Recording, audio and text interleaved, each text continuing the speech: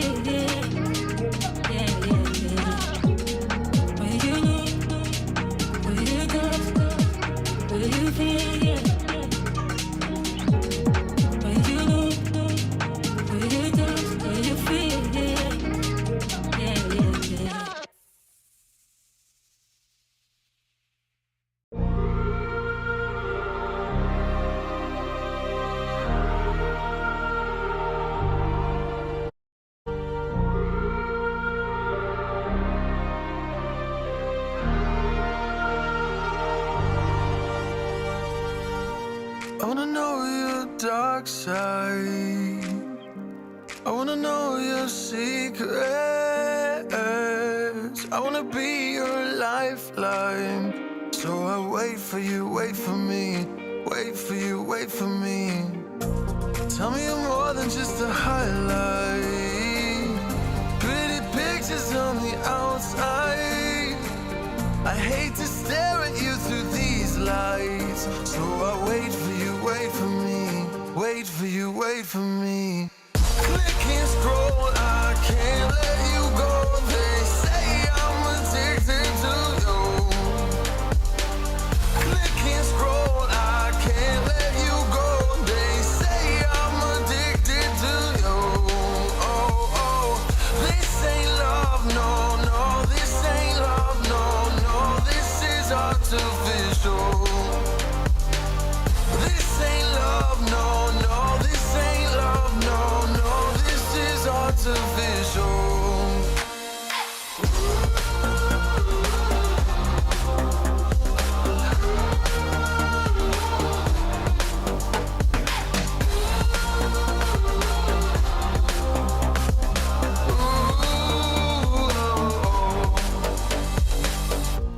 I wanna know you inside and out.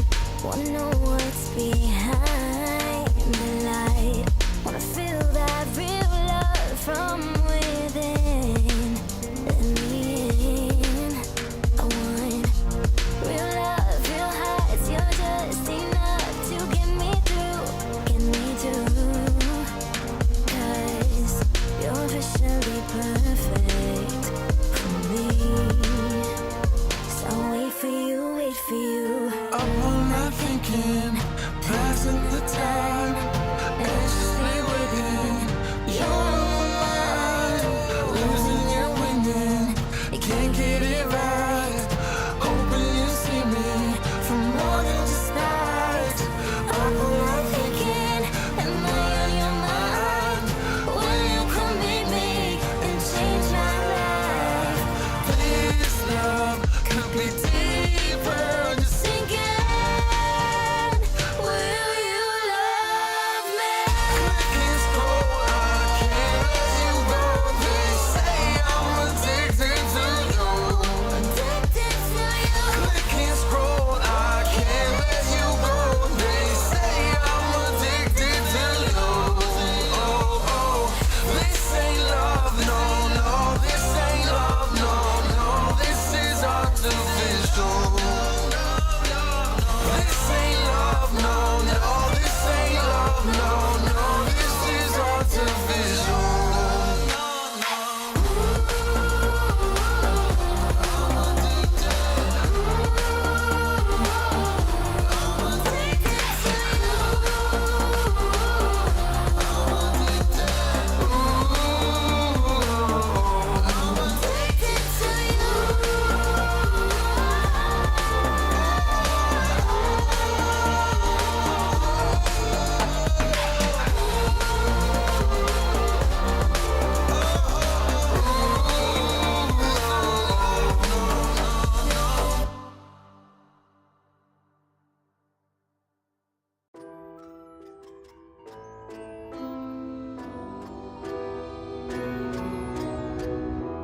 I need a scarecrow after what you did, 'cause all of the birds know that I'm almost dead. I'm barely breathing, I'm barely awake. You left me in pieces, there's no more to break. Don't wake me up, not in this century. Don't wake me up, 'cause you're just a ghost inside my head. You're just a ghost, you're never there. You're just a memory on my lips, 'cause you're just a ghost inside my head.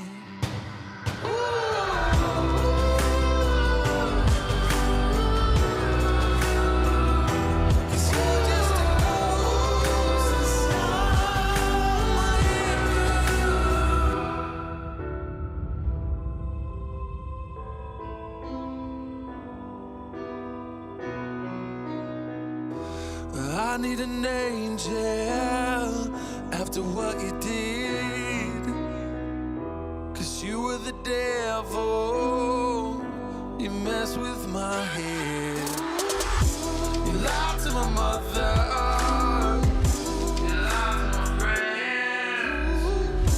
You said that you'd be there, that this never ends. Don't wake me up, not in this century. Don't wake me up, 'cause you're just a ghost inside my head.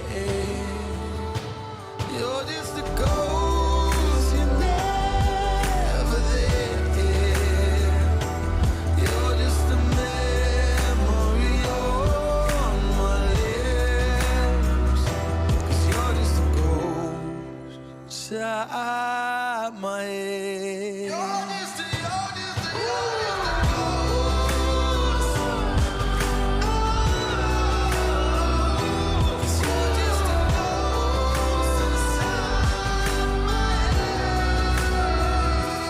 You're just a ghost inside my head. You're just a ghost, you're never there. 'Cause you're just a ghost.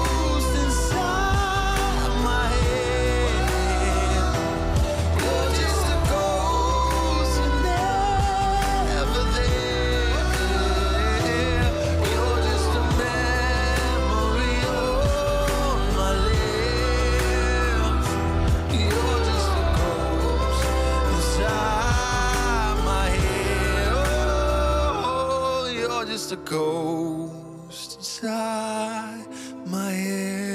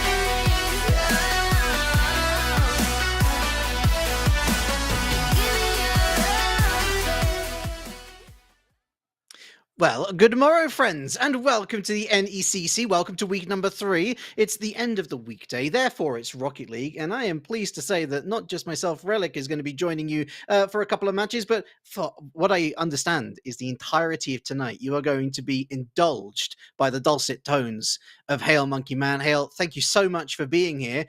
What a start, and what a great match to open up our evening with. Yeah, this is going to be a fun one. In case you guys have not been with us for the last few weeks, well, guess what? The season is a few weeks old. We're in the middle of it as we're in, I think, week number 3, sometimes 4, depending on which division you're in for Rocket League here at NECC. And for this first matchup, it's going to be the Challengers Northeast Division between King's College and Lebanon Valley College. As Lebanon Valley, they're still looking for their first win. And I looked at this at a couple different conferences, NECC included. You stumble at the starting block here, Relic, and you haven't gotten that first big, at least that uno on the board in the winners column. You're just trying to keep everyone cool, calm, and collected as you go throughout the season. Yeah, it's a little bit more complicated than just promotion, relegation, or any of that nonsense. But here's the thing, it does weigh on the mind the longer you go into a season and you're not picking up that win. So getting the monkey off the back, it's topical because you're here. Getting that monkey off the back is certainly well, it's always difficult to do, but so rewarding when you do eventually achieve it. So let's actually go through these two teams. You've rightly mentioned it's Challengers, and so if you're unaware of the sort of tiers that we have, Challengers is basically slap dash in the middle. Gil, Juicy, and Shot by a Penguin. Kowalski, is that you? They're going to be repping King's College. Here's Lebanon Valley College White, though. These are the guys that need to step up this week to try and get that first win on the board. Bluff, the Flabster, Too Much Sauce. These names are quality. Yeah, I love these names. And also, did you guys know that Blarnf actually has a rap career, or at least a Does poet? he really? As they were putting it out there. Let's say, lasagna in my pocket, lasagna in my shoe, call me a baby the way I goo goo. They may be rocking us to sleep with some of those fat lyrics, but you got to see how they're going to be getting past this squad as well as the Lions. Right now, we were talking about stumbling at the starting blocks and trying to get that one righted, but they're undefeated, 6-0, 2-0 in series play. All their games accounted for, and the Flying Dutchman, they want to be able to right that ship if they can. So Challengers used to be the second from the top, and that means that there's pretty darn good. So got to see if maybe that these teams can just bring that mechanical prowess that still comes along with this division, promote themselves forward. But it's not panic yet, but you know that everyone's desperate for that win. It's yet highlighted in italics and bold, most certainly. You're absolutely spot on, because it's only week 3. Yeah, we're talking about a 7, 8, 9-week season sometimes here at NECC. 2 weeks is not the end of the world if you've picked up 2 losses. But at the same time, confidence really does make a difference in this esport. If you're playing confident, not overconfident, mind you, let's take that complacency, throw it out the window. You're playing just pure confidently. The synergy tends to be a little bit easier. Those passes seem to be found a little easier. The shots more so on target. And for not just King's College, of course, we're looking at Marywood, Eagles White. All 3 of those teams are sitting on 2-0 in terms of their WL record, 6-0 in terms of game wins to game losses. They have not lost a single game to this point. Hence why the task is indeed tall today for Lebanon. Even to just get 1 game off their opponents might be seen in some quarters as a success in of itself. It's weird because I actually like seasons that end up rendering yourself at least a few losses, just so that you are reminded and grounded about how you need to play. But all enough about that. Perfection still on the side of King's College, as the Lions are going to try and fight their way out of the blue corner, and much to the degree of orange is going to be the Flying Dutchman out of LVC. And I want to see how these 2 squads will be cycling. They're going to be our starter kit for a 5-match series night. So you guys are ready for a long fight, and already the Lions are trying to bear down upon the Dutchman. And that's a very nice challenge coming in from Gil, forcing a bit of an error in the defense. Lovely slowing down of the play. Fortuitous, Too Much Sauce. Falls on that. Maybe not all of his own volition. He's going to be happy that he did, though, because that was an almost certain goal in the making. And that one was going yard, and I think they actually had a demo that went the right direction and was able to just respawn in the nick of time on the side of King's College, and just barely some small ball, not making it past the goal line for the Lions, as LVC is put under duress. And they will have to go into this long recovery. Great snatch up by Too Much Sauce, but that's a little bit too much height for them to deal with, as this is going to be caught on the other corner. Another big demo, this time shot by a penguin. Did you know Shot by a Penguin actually does like penguins, even though they were shot by one? Or maybe they are like in cahoots with the penguin, like, or maybe it's like a photo, like, you know, like a photo shot, like they were snapped, like, oh, shot, you know, like, whoa, great picture. Maybe it's the album cover for the aforementioned rap album that will be dropping your way soon. No goals have dropped in as of yet, though, but one thing is for certain, King's College loving these demos, looking for those disruption plays wherever they can. On the back foot, they look a little bit ropey in the defensive side, however, and that is what LVC are going to be hoping to capitalize on.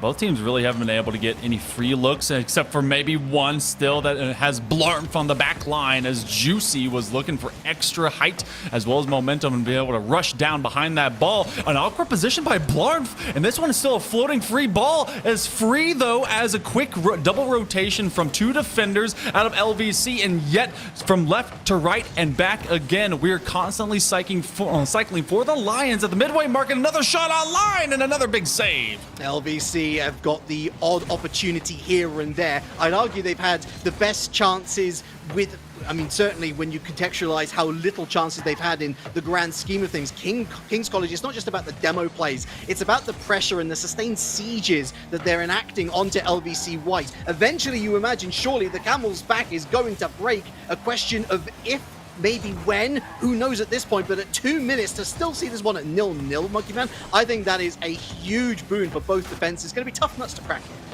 Yeah, and that's when the frustration really starts finding a few extra fissures forming into that armor. The chinks beginning to get a little bit bigger, a little bit thicker, and now less than 2 minutes to go. And LVC has been at the just press of King's College more often than not. And something that King's College, though, is really opening up as opportunities for the Dutchmen to be able to fly into, is they have wide open gaps because they just feel so confident pressing up for the midfield line and just bearing down upon LVC. Another big catch.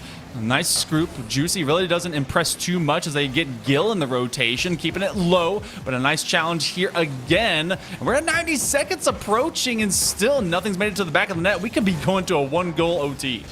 I think that's certainly the way the winds are blowing. There's no storm yet on the horizon. With sub 90 seconds left, it's Too Much Sauce Central. Looking for Bush Tactics, finds the bar. That is as close as LVC have gotten. Now can they try and get a follow-up shot off? No, Too Much Sauce loses out again. Gill's simply too pacey to the ball. And in the midfield, the Kings are living up to their royal titles. Oh, sitting on their thrones and trying to expand their territories and continuing to do those. Shot by a penguin, rendering one over to Gill, and they were going to have the third man stay backwards. That one's awkward. Juicy doesn't exactly receive that, but he's also backed up by Penguin themselves, so it's not in the most dangerous position. But look how quickly they're sending at least one as the tip of the spear for LVC to just force out the Lions from their own back corner. Shot by Penguin, neutralized at midfield, and now you have this double rotation there. Everyone from LVC is looking at their own net. They got 30 seconds to go, and again, King's College is bringing up the attack. They cannot give that back line up, though. Look how conservative Shot by Penguin is. Corrals that under his spell into the midfield, sees Bush Tactics below, held up by Gill. The ball moving forward ever so slightly. Well read by Juicy, actually. That was a difficult read, given that it should have bounced. It didn't, it stayed flat. Nevertheless, giving up possession, and again, back into Shot by Penguin. Milliseconds left now as we head towards an almost certain, called it earlier, Hail Man. Blanc, that's going to fall to the floor very sharpishly. It's 0-0. It's donuts across that bar. All right. It just turns into a barn burner here in game number 1. Could get squeaked out, and honestly, LVC, I've been surprised. Their defense has had to answer late term, and you've seen a lot more opportunities really punctured up here for King's College, putting a lot of holes, but nothing too detrimental for the Flying Dutchman to have to deal with. And yet, on the other end, you're seeing some awkward defensive play. This one going straight to the crossbar, and maybe some overtime life is what LVC has just been looking for to finally get their offense going. That's a nice idea from Blanc, actually, but Shot by a Penguin was in place, ready to receive. Over the top of Too Much Sauce. It's a 1v1 with Gill. Too Much Sauce just attempting to sow discord where they can. Shot by Penguin goes near post, hits said post, and Bush Tactics very much gets away with it. Lovely transitional, by the way. The clear is complete. One does drop in the backside corner. So LVC, again, just kind of sent streaking. And this is looking a little bit more promising, though, as they've not allowed Kings College to just posture themselves up into the midfield line. It's had to go really travel back and forth on that middle third. And now from Bush Tactics, a setup, looking for the second man. The third stays well out to receive. That's a great retrieval, but Juicy's going to drop it to the backboard. Blarnf, with the narrowest bit of timing, is able to come up clean. Blanc, very much the guttural sound, I think, that a couple of these defensive clears are garnering. But here's a good one we want to get. Too much sauce. That's a poor touch. Gives it away quite succinctly to the blue team, and you don't really want to give it away succinctly. That suggests that you're doing a very good job and not keeping the ball for yourself. That's a good challenge again. Another bar hit back into the center. Blood ball there on their own. They keep on getting shut down, Monkey Man.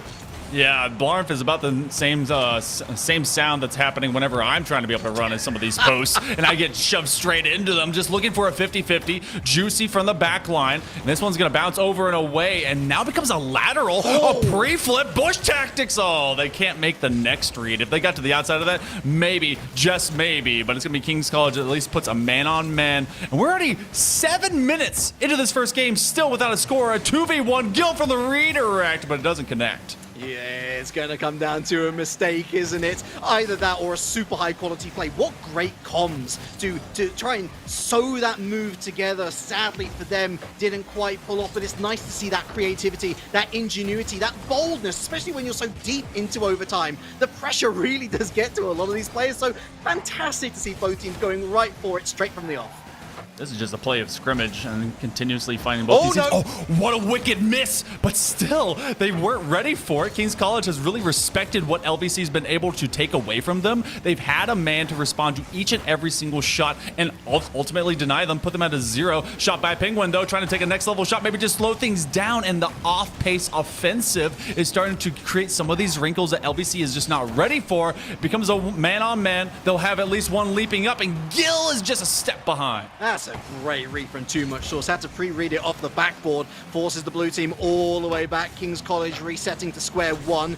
Easy giveaway from Juicy. Not a great touch. Gil, the challenge won by LVC White. Shot by Penguin. Standing and staring, but there's no pressure from LVC White. Choosing to prioritize the boost. I don't blame them at this stage. You'd rather have those resources in the tank to work with, but you've got to risk to get the reward. Maybe the chance now, but no, Goomba stopped.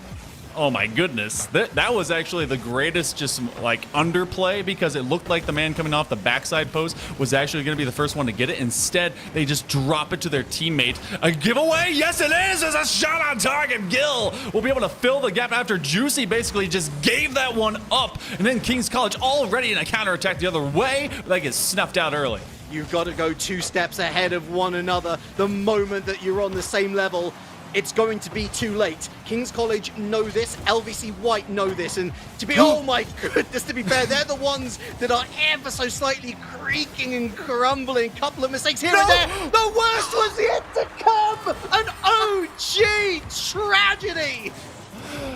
Bush Tactics got challenged, that's okay, and just thinking they have to do a bit too much. Looking to send it to the corner, but it's spooky time out there in Scaresville. Kings College will get the overtime win.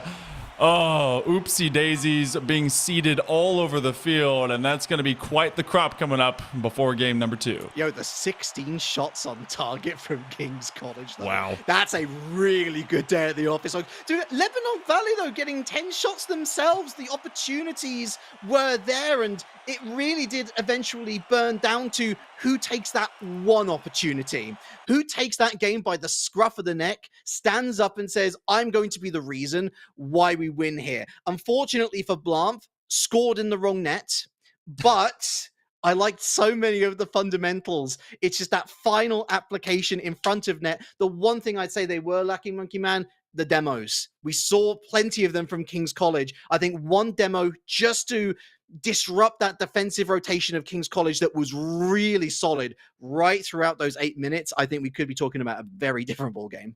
But the biggest thing you can really pull away with, Blarf can be like, hey guys, they still haven't scored on us. I know. They didn't score. We scored. Yeah. So their defense did post up. They were able to stop them, but you got to think, yeah, a lot more of those opportunities have to manifest not in overtime. I think a majority of them, would it be the Lions' share, really came out in bonus time. But we're going to go to game number 2, and you have to have basically the memory of a goldfish. If you are LVC, write that one off, give yourself some positivity, and be able to fight back into this second iteration. One of the most entertaining 0-0s you'll probably see here at the NECC. A roaring success, you could say, in terms of performance, not necessarily in terms of the scoreline. And King's College will be hoping to win this next one a little more comfortably. A reminder that this is best of 5, so if they were to go on and win game number 2, of course, Monkey Man, they'd be on to match point scenario and very much in the driver's seat. Yeah, and this is one of those teams, too, that really hasn't been able to find a lot of success, at least for these first couple of weeks. Looking for the double tap. Gill's going to leave it for a teammate as they could not adjust. And the bomb play. All right, finally getting one early inside the first minute, and it was a great team play setup. It's nice to see King's College finally doing what their siege is meant to do in terms of the macro play. You got to steal the 100 boost, folks. You got to steal the 100 boost so that they don't have anything to work with. And stranded there on the line, completely isolated, no boost. There was no hope, especially once the bump came through. Much better from King's College in front of net. King's College was impressing some of that mentality on them when they were doing a lot more of those demo and bump plays. And then it's basically just insult to injury once that corner boost is gone. Big challenge, and that one's actually to give some extra real estate over to LVC. Nice extra touch, but just like we've seen before, LVC has not been able to prioritize getting secondary and tertiary approaches. It's the initial one, and then they just kind of flee, go back and recover, and that's what really supplants them on this defensive line. They're doing 90% of the good work.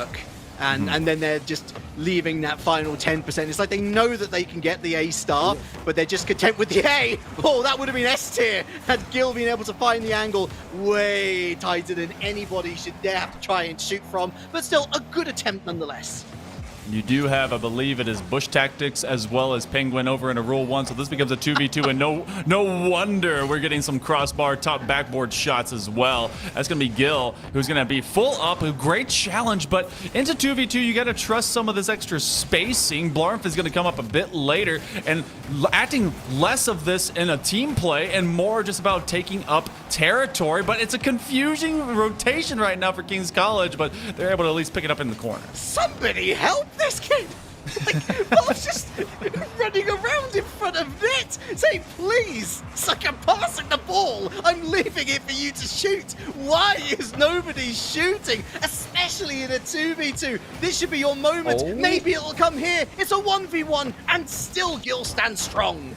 Oh, they've been able to extend that field. They just haven't, like you said, have that support factor behind them. Too much sauce. I think they're actually running dry. See if they can be able to get more of that behind them. Even if it's a fine red or a fine white, either way, it'll be a zesty dinner. Gill, great takeaway, but it's too much sauce. That finally forces that challenge into this 2v2. Looking for the demo. They've got it. They're playing in the man advantage, but it's just falling short as it goes over to Juicy, and they find the clear. For a team that I have praised for their comms, they gotta speak to each other. They gotta speak.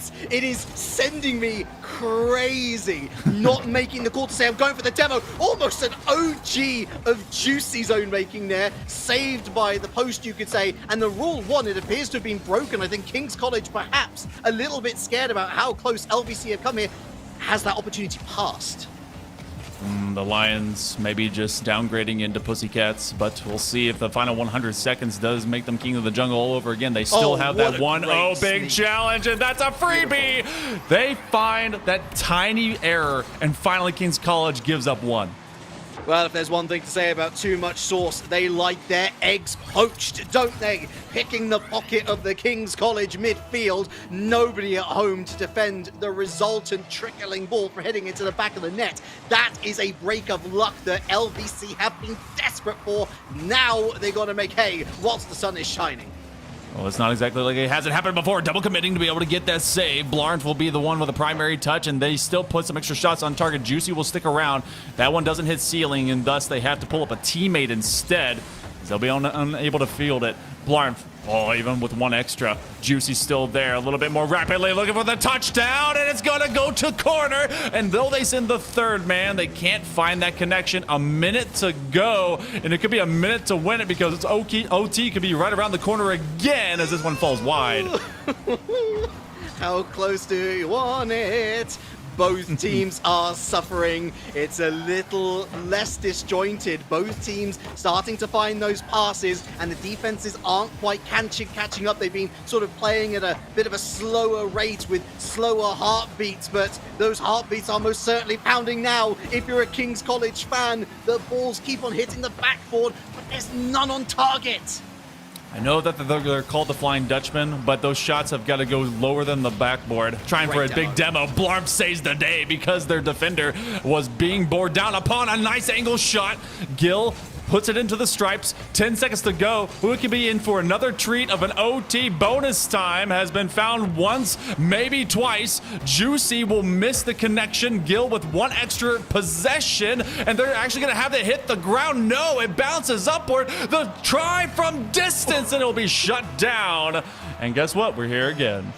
They were throwing a spider's web over their net, LVC. There were so many creepy crawlies lurking at every single post bar, bit of woodwork they can find. But make no mistake, Chat King's College, by far and away looking the stronger team. Oh my goodness, a miss, a second miss. That's not missed, but it is saved. Here's Gill, backboard again. They've got to clear it, LVC White. Another big block, this time from Blanc. Round the corner, Gill sees his target, and they strike the top pocket! 2-1, 2-0 in the series. Double dragon, double touch, double up King's College total from game 1 to 2, and it took an extra touch off of the defender as well. LVC suffers another defensive loss, but King's College keeps coming out the better. Wow, they're on match point, but this one has been a squeaker. Much the opposite, though, in terms of output here, Relic, as we see Lebanon Valley only able to post up 5. 16 shots last game, 15 shots if my math doesn't fail me this time around compared to Lebanon's 5. Their shot total has been legitimately and completely halved.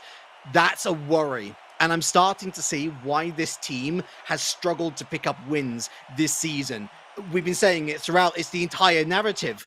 They do everything right up until the final third.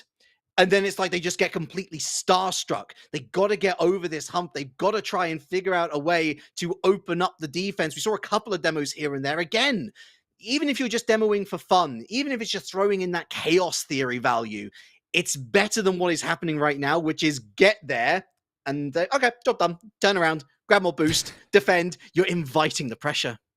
Yeah, it really feels like they get, 75% up the field. In that last 15, they say, hey, man, I'm out of gas, so I'm doing like an early stop. No big deal. I'm out of here. Or if it's a paper and these guys are in college, they forgot to put their name on it. Like, come on, you've done all the research. Just, complete it, put your John Hancock, and get it going. But King's College, I had the benefit of LVC just not being able to finish the job. Do find a couple, but Blarf, that has been the attacker we've been looking to strike here, Relic. Yo. Did he apply glue to his car? How? This first touch is unreal. And then to have the smartness to keep it close to the car, launch it along the ground. Whereas King's College, they're flailing, they're throwing themselves into the air, expecting a shot that's going to be hitting a little bit higher. What an important goal this could be for Lebanon Valley. Finally able to get their first lead of the series. And it's off of some Blarf mayhem, as they've been looking for some of those more open opportunities, and they just haven't been able to manifest it for themselves. The defense, though, very timely when they need to be, especially in these open field tactics, looking for that 1-2 upfield bush tactics. In fact, big flick, but it's actually empowered by a King's College attacker, and Blarf is going to have to be set to receive. It's going to come off the post, but this goes to where there's no blue cards. They've got the entire east wing to fly down, and they have done. But they run out of boost and they run out of talent at the wrong time. Here's Gill, flip reset, loses it to bush tactics. It's again a little bit of a preemptive flip there, giving the ball away far too easily. A bit of panic stations when they don't really need to be hitting that big red button. They might have to now, though. Here's Gill going straight for the back of the net again. You can't teach this. I mean, you could, but you can't. Gill is actually just putting on a seminar right now. The initial bump set away the defender that was going to be the primary just mainstay, and then everyone else unprepared for what Gil was going to be able to drum up. So King's College, they find a response, and it's highlight after highlight. Bush tactics. Just didn't have enough in the tank to be able to get to the outside of that ball and put some heat to it. It was the right call. It was the right call. Any shot any further to the right, and that was hitting the defender every way but Tuesday. His Bush tactics. Oh, and again, Bluff used the wrong time to turn around. Wow. You've got to bank on your teammate winning that. It's like they're completely run out of faith. Maybe we need to get the hymn book out. Get these folks singing some songs. They need to at least, find some brotherly love together, because so far it's just been, all right, if the first look doesn't work, we leave. We're out. Triple commit defensively, by the way. That one at least is connected, and Bush Tactics doing much the opposite, putting on an island, too much sauce, but they will elevate. 50 in the tank, a drop-off pass, Gesu to Blarf, waiting on it, and that's a very cheeky touch. It goes round the outside, going to the other highlight player in Gil, and now everyone playing bumper cars, and I don't know whose team is on whose. Bush Tactics. Sees Blanc, leaves it. Great fake. Oh, that's a brilliant fake into a shot. Great save from shot by a Penguin. That's going to be loitering in the air, and that's well held by Gil. Just stood strong behind the ball, even in midair, to block any resultant shot. And would you believe it? Like a sucker punch, King's College go right down the other end. It's Gil at the sharp end of the spear. But I want to call out some just patience and nerviness on the other side for King's College, not just on the fake, being able to read it and still have someone at the last possible degree for that ball to bounce over the goal line. That turned Gil into a counterplay opposition and finally able to get the Lions out of the den. LVC has been looking a lot more lethal, dangerous recently, but they also get to play a little bit more upfield because there's nothing left to lose. You're down 2 in the series. Gil, he had a third ready to go, but Blarn buried deep in the net, and now the Dutchman trying to fly away. Half second too early. But every second ticking by is one that LVC does not want to say bye-bye to just yet. 1 goal differential. A demo on shot by a Penguin, but Gil is in possession. Runs right down the other side. Too much sauce. Playing with fire. Demo on him. Shot by a Penguin. Allowed the time to do the full 180. It's not even on a dime. They were able to do the full taxi circle in the center of London. Now down the other end, here comes Lebanon Valley. Oh my word, I thought that was a huge mistake, but it was Gil on that near post again, really turning it to the MVP. Goodness gracious. Yeah, Gil coming alive has really been able to promote the Lions going forward, and already trying to do it again. That's a setup to anyone that wants to find it from the outside. Shot by Penguin, trying to take a shot themselves. Juicy, and they take that first plunge, and yet are unable to get it to the second man, and LVC is doing some wild tactics in the middle of the pitch, looking to see if they can just have that bare minimum connection together, and Gil will back up. Shot by Penguin is there just to promote stress right in the midst of every one of those Dutchmen, but less than a minute to go here. Relic, King's College still holds that lead. No one will be diving forward. I don't blame the anchor for not going up on that one. Blanc has by far and away been LVC's best threat and their best defender, but too much sauce required to do the defending on this occasion. That's a nice pinch downfield. Going to pick up the 100 boost. Thrown back into the corner by Juicy. Demo meantime. Backboard. Great interception from Gil, continues to step up. Bush Tactics lacks the boost, shot by a Penguin, wins the race. Too much sauce, goes central again, lacks the conviction to pass it to a player. Blanc now on the scene, shot by a Penguin. It's relentless, it's unrelenting, but still no goal to equalize. They're going to have to bear down upon it, and King's College, the best defense for them is a good offense. Gil's the one that started off. 10 seconds approaching. Too much sauce. They've got to be the big boss, trying to be able to make a toss to get it out to the middle of the field. That's Blarn to Bush Tactics. Backboard. The third man is way too close. King's College will put it away, and they're going to try and put it on the ground. Still up in the air, but that'll be a kill to the grass. King's College takes it in a 3-0 sweep, but it was anything but comfortable. Close, but not close enough for 3 games in a row. Gotta hurt. Gotta hurt if you're Lebanon Valley.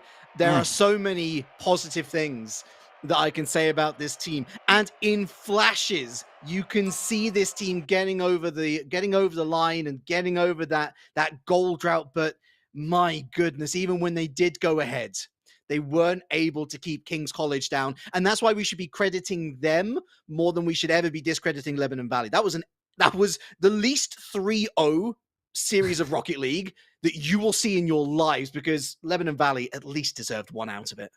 Yeah, 2/3 of it went to overtime. I mean, Yeah. it was always a one-score venture, and it's a team that definitely can play defense. They are able to dive at the last second, be able to keep teams from at least putting too many onto them. But like you were talking about a lot before, it's a team that really needs to find where that offense finds comfort, where they go upfield and find not just a single but double and second and third rotations. So got to see how much of that promotes throughout the season. But otherwise, it is the Lions, Kings College. They go to 3-0, and it was a convincing, but it was now 9-0 on the season. They're gonna have to see how they separate from further competition. Top of the table for them. But we're going to be taking a step down a tier to the Emergence Division when we return, as Southwestern Oklahoma State University take on Oklahoma Christian University. Oh, I do love a good derby. We'll see you then. I love the fact I didn't let her go. She loves the fact that I just let her know. Now we're together, it's a different mode. We getting crazy in a different role. We getting crazy in a different role. She loves the fact that I just let her know. Crazy in a different role. We getting crazy in a different role. Getting crazy in a different role. We getting crazy in a different role.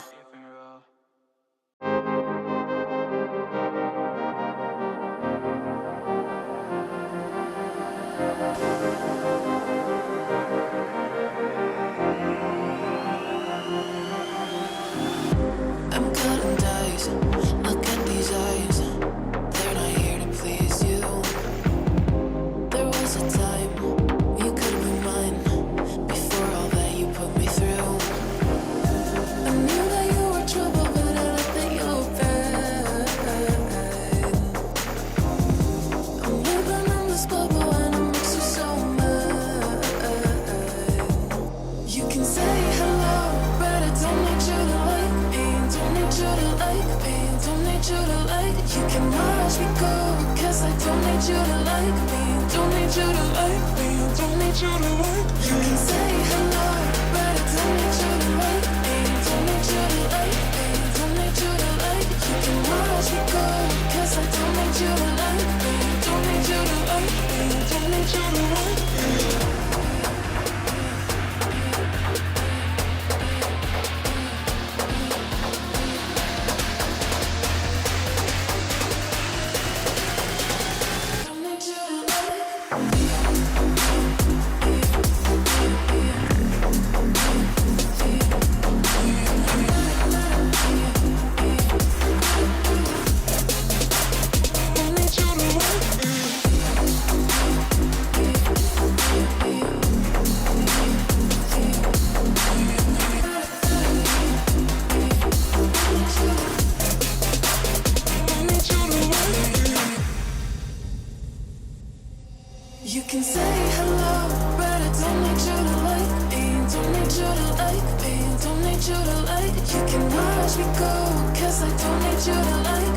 Don't need you to like me. Don't need you to like